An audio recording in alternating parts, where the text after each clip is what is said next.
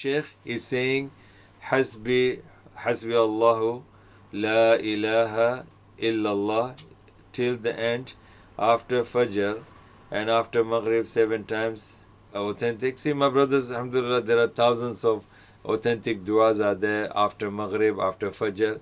And if you are reading, I will say first of all this Hasbi Allahu La ilaha illa Ni'mal Wakil, all those kind of the wordings are there. So as long as you read them, first of all you read them and you know that they are correct, then you can read them and make dua with understanding, because these words are not like Allahu, Allahu, Allahu, or in India, like we say Pandit jo hai aja fasaja, they just say. And this, there are people, subhanallah, I've seen even in Arab culture, I've seen that there are people, they watch, they're sitting in the club or pub, and the music is going on here and there, the women are dancing, and alcohol is served, and they have the tasbih, misbah in their hands, the beads, and I don't know what they read, I don't know, because they are whispering, but this is something which is, there's no reward for that. So when you read this, first of all, you should know what you're reading. And if you think that reading in Arabic is difficult, then don't read in Arabic. Allah understands your language, whether you are from Kashmir, whether you are from Mirpur, whether you are from Pakistan, whether you are from India, whether you are from China, whether you are from Bangladesh, Malaysia, any part of the world. If Arabic is not your normal language or first language, and you want to read the du'as, any dua, even in Arabic, read them with understanding. Subhanallah. There is no point that you say La ilaha illa anta subhanaka inni kuntu min al-zalimin and you don't know the meaning. You say Alhamdulillah Rabbil Alamin Ar-Rahman Ar-Rahim Malik Yawmiddin and you don't know the meaning. Rabbana atina fid dunya hasanatan wa fil akhirati hasanatan wa qina adhaban nar and you don't know the meaning. Subhanallah. Hasbi Allahu ni'mal wakil, ni'mal mawla wa ni'mal nasir. You say these kind of du'as, then you don't know the meaning. So it's better you, whatever you have your problems, subhanallah, or you, like for example, you want to praise Allah in your language. Allah, you are Kareem. Allah, you are Rahim. Allah, you are Ghafoor. So these are the names that you normally know. Allah, you are Qadir. So praise Allah like that.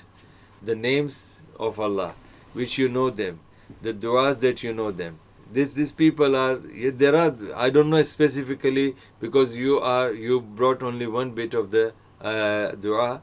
I cannot say that it is, but there are ahadith which says that you can read, certain duas after Fajr 11 times, like you say La ilaha illallah wahdahu la sharika la lahul mulku wa lahul hamdu wa huwa ala kulli shay'in qadir. There's a hadith which says that you read this 11 times. So that is after Fajr, after Maghrib.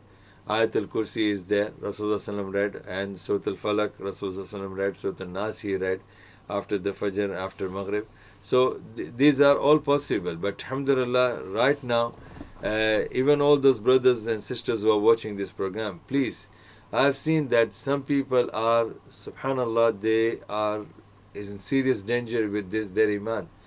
They may be going out of the fold of Islam. What they do, they have their own agenda of certain ahadith or certain Arabic words, or they have a cultural stories spread all around them, and based on that they quote certain hadith, and then they say that you have to forward this to 100 people, 10 people, 7 people, and your work will be done, or this promise will be there, and if you don't do it, then this harm will come. And then at the end they quote the hadith which is authentic hadith from Sahih Bukhari, and then they end the top and bottom everything with the hadith of Sahih Bukhari, and then they give the reference.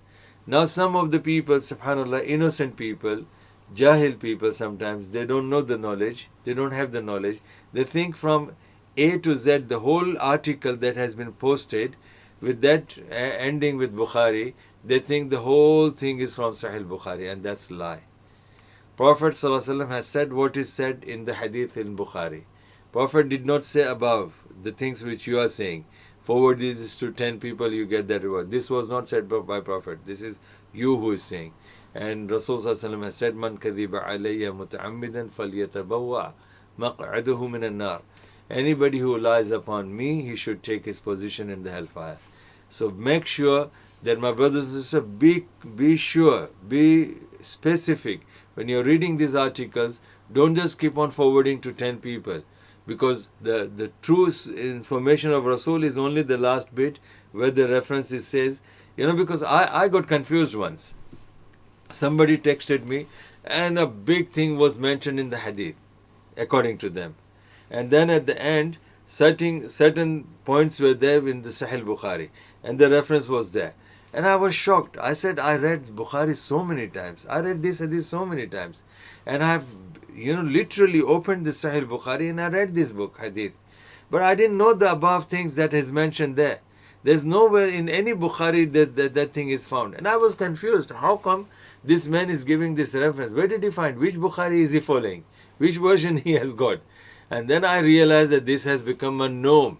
These people, the enemies of Islam, they are Jahil people, they are lying upon Allah, they are lying upon Rasulullah, and they want people to follow what the bid'ah and innovation and the inauthentic information of theirs to be forwarded to the people, and then they fool the people by quoting the last part of the true hadith of Rasulullah. So the ignorant people will think everything is from hadith.